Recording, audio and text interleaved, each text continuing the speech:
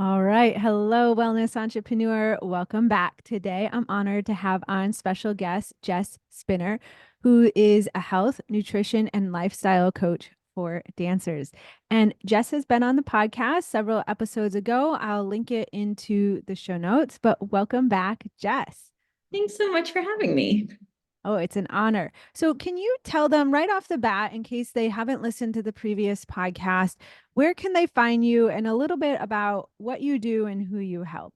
Sure. So I'm pretty consistent across social media and web channels, and I am the whole dancer, Mhm. um, THEWHOLE dancer .com and on Instagram and on YouTube, and I have a podcast and all of that good stuff. But I support aspiring and professional dancers to have a more easygoing relationship to food, their bodies, dance, and life. It's the kind of field that can get very extreme in pretty much every area just based on the dance mentality and what it actually requires to be a dancer at a high level. So I do the work to help them do the work to bring their lives back to balance and just back to a place of ease and joy. And I mean, I would say like fulfillment as well. Yeah, I love this. And I feel that you really are changing, helping to change the dance industry in terms of the dancer's mindset regarding their body and what's possible for auditioning and being in schools and what they'll tolerate in those schools, Yeah. which is paving the way for the current generation and generations to come. This really is a legacy that you will be leaving behind. So I just love that. Yeah, it means a lot to me. So it's really, there's a lot of passion behind the work. So I do hope to have a more lasting impact on the dance world for sure. Yeah, amazing. And so this year, and maybe leading up to this year as well, but this year in particular, we've seen some big growth in your business. If you don't mind, can I share a revenue number? Sure. Okay, so so and correct me if I'm wrong, but when we first started working a few years ago, you were in around the 4 to 6K revenue month, and most recently you hit a 9K revenue month, which is amazing. So huge congrats. Yeah. And some of that comes from you do have a really amazing large audience on Instagram. You've been very consistent with both your podcast and YouTubing and a blog. The YouTube and blog has been going on for some time. The podcast is a little bit newer, but you've been very consistent putting out content. As well as today, we were going to focus on how workshops has also helped you to hit these um, higher revenue months.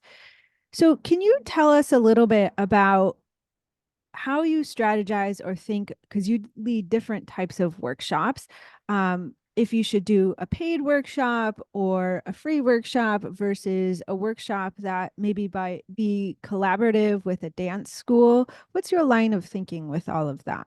Yeah. So I do majority free workshops. When I do a paid workshop, it's something that I want people to really be committed to their participation in. And I want to make sure that there's a clear outcome from just the workshop in and of itself.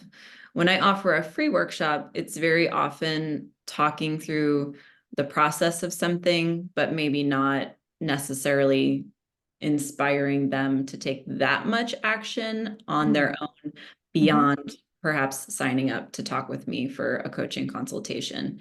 When I do a workshop for a school, it's a pretty separate thing wherein they are paying me to do the workshop. So it's very information dense. I try to make it very actionable throughout the whole thing. And like my hope is that their students will come away from it feeling inspired and energized and like they have some things to try in their lives and strategies to put into practice in order to improve how they're feeling. And then, like from those paid workshops, there are still often students who or parents who will reach out to me after the fact to set up some coaching or a consultation or something like that as well. But I don't like, beyond recommending and suggesting that they reach out if they're interested, I don't put too much of like a pitch into that. Yeah. So just for the logistics, when you do a collaboration with a dance school, the school pays you for this type of workshop. Yeah, Mm-hmm. just so the audience can be aware. And then, yeah, it's more value packed, strategy oriented. So they're leaving with insights and takeaways because, that's what the school is paying you for and less of a pitch, but you still get consultations. Right.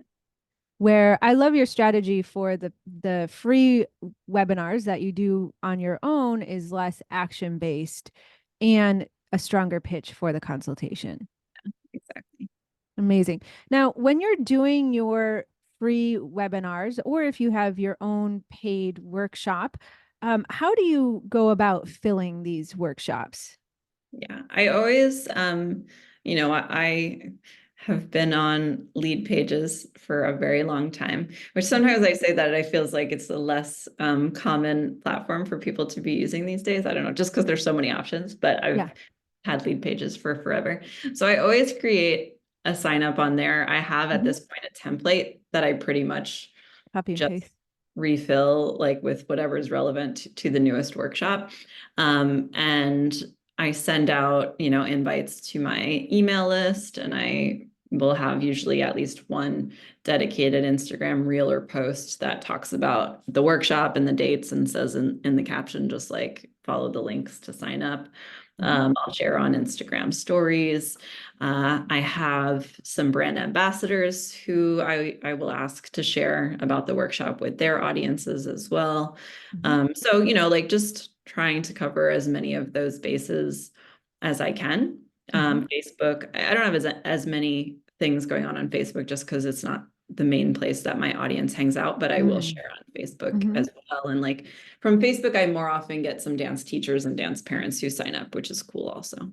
hmm Yeah, so I think that was a key point is that where you're focusing your time on where your ideal audience hangs Yeah. out, which is also where you have primarily most of your audience is located. Exactly. And you're doing all the things to just get people in the door. Yeah. I use lead pages for a while as well. Now I have it in my email, my registration page in my email software. But, Yeah. it's possible even to host a workshop free or paid without a registration page, just by having people DM. But now you have that system in place. So that's Yeah. helps with less manual work. Um, and when you're doing a workshop on your own or with the school, is there a difference in terms of audience growth? So if you're doing a free or paid workshop for yourself, you know, is it mostly the people that are attending? Is it mostly the people that are already on your list, or are you growing your list too versus, collaborating with a school? Do you see a big audience, your email list growing and changing? Um, it is, I would say more with the workshops that I see some email list growth. Um, and generally speaking, from all of the registrants, like 50% are already on my email list, and then there's Mm-hmm. like 50% are new people to the Mm-hmm. list. When I give paid workshops to schools, it's less often. Actually, this is something I think you and I had talked about, but I have to actually, I just did a paid workshop for a school, and I'm thinking I actually have to reach out to the owner and recommend that she send them to my website, because fewer times are people like, at least to my knowledge, immediately like going to the website and signing up for the email list. I'll talk about the resources that I have on my website to try to encourage them to go and do that. But I think, sometimes it's a much slower burn on with those people. Sure, sure. Uh, so with the audience growth, how do you, in terms of your time, because you're also a mom, how do you know what to prioritize in terms of, because there's only so many workshops you might be able to lead a week or a month.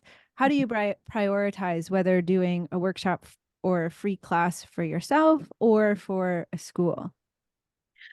I don't really pit those two things against one another. Mhm. Like for schools, it's mostly just a matter of scheduling it in a way that can work for me.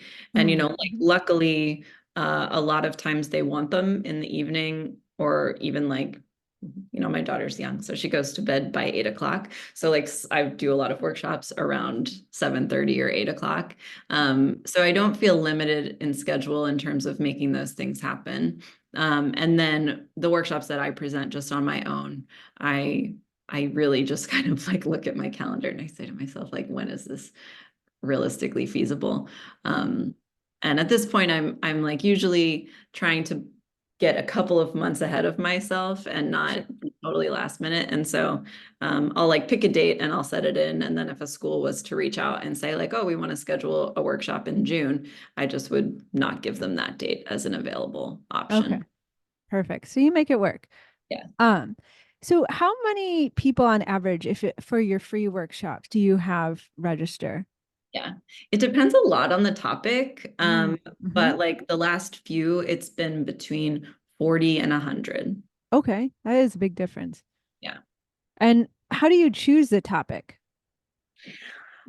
There's a lot that goes on in a dancer's year that is relatively specific to the time. Mm, hmm. So for example, I've done in November or December, I've done like Nutcracker related Mm, workshops, hmm. like self-care for Nutcracker season, or like how to have a balanced or easier time through Nutcracker season, just because it's a period of time when most dancers have a lot more performing going on. Hmm. Um, and then like there's a period of time in a dancer's year where they might be auditioning. So I center some workshops time-wise around auditions. And then like the topics that can kind of be anytime, I'll do like nutrition and body image focused stuff, just like at the start of a dance season, which is often August or September. Because like that's a lot of times when people are starting to have more of those concerns again about like, oh, what should I be eating? Or if they're struggling from a body image perspective, like that might be fresher on their mind as they're getting back into the studio after having some time off. Hmm.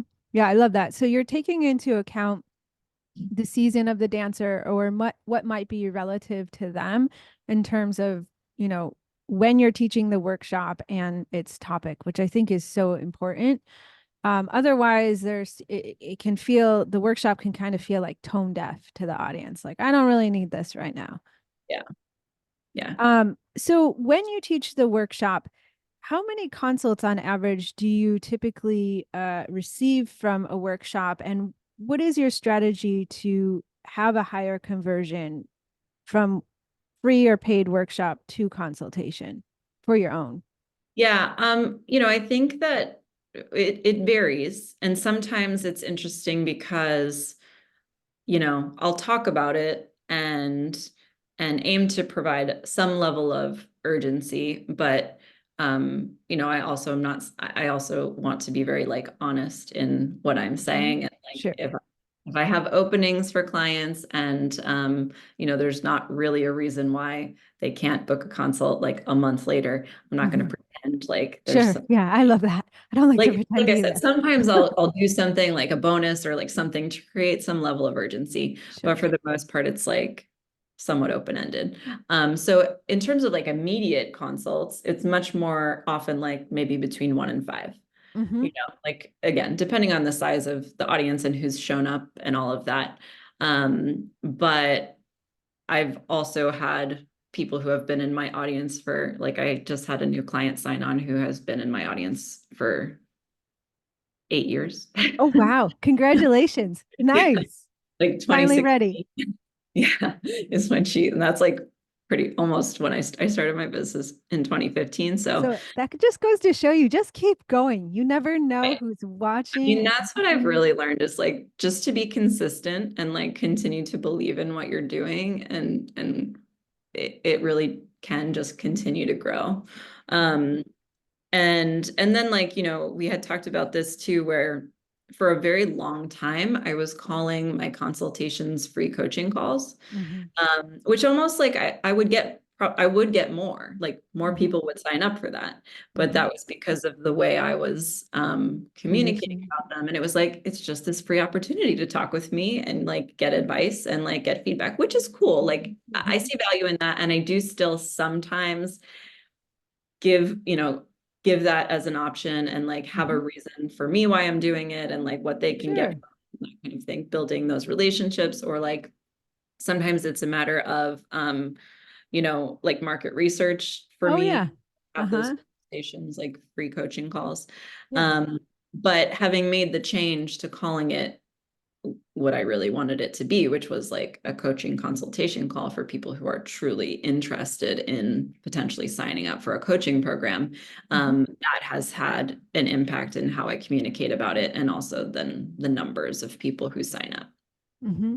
Yeah. So I think the takeaway there is huge is that you can still offer free coaching calls. It's just knowing your intention, being conscious and intentional behind it. Like you're going to offer these free coaching calls, not so much for the conversion to your one-to-one program or any program, but more for market research, like you said, or building relationships or like reestablishing momentum in your business.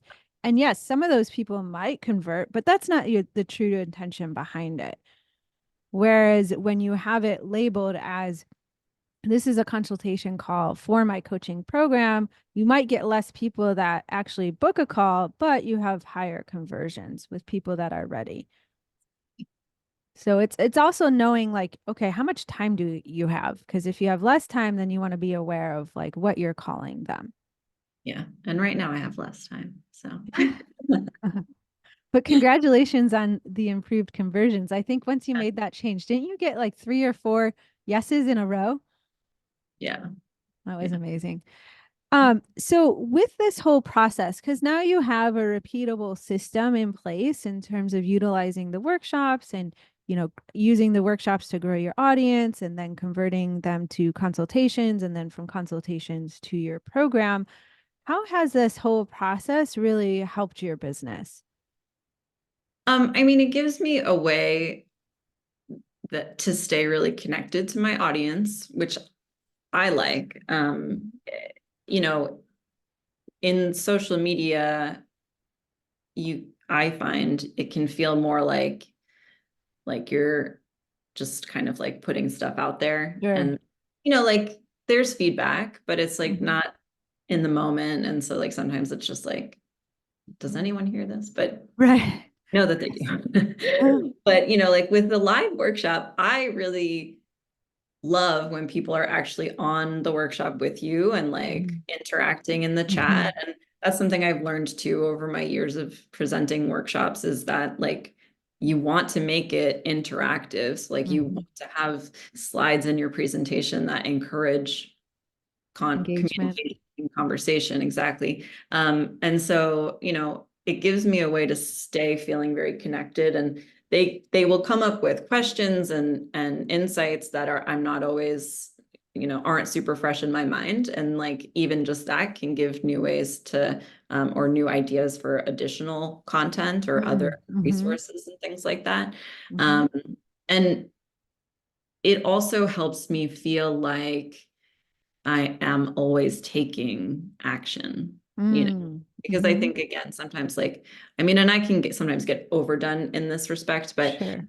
the idea of, needing to always put out content, but this is pretty, it's very action oriented, and you can see most often like a pretty, um, the return feels relatively, obvious and Hmm. somewhat quick.